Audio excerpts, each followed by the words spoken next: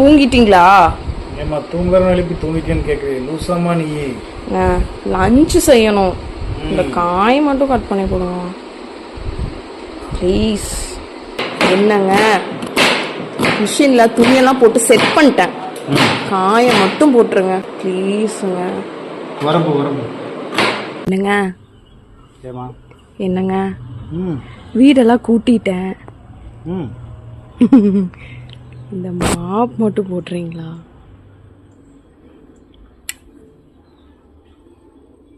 என்னங்க என்னங்க என்ன அடுத்து என்ன? சமையல் வேலைலாம் முடிஞ்சு பாத்திரம் மட்டும் கழுவி வச்சிருங்க. என்னங்க? ஏமா இப்ப தெரியுதா என் சண்டையோட வீட்டுல இருக்கிறது இல்லைன்னு?